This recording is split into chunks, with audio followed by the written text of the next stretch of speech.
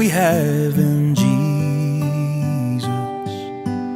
All our sins and griefs to bear.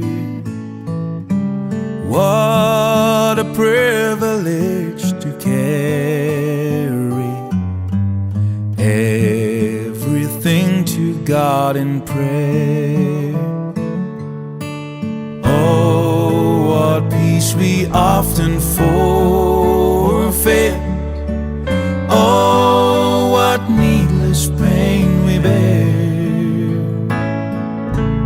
All because we do not care.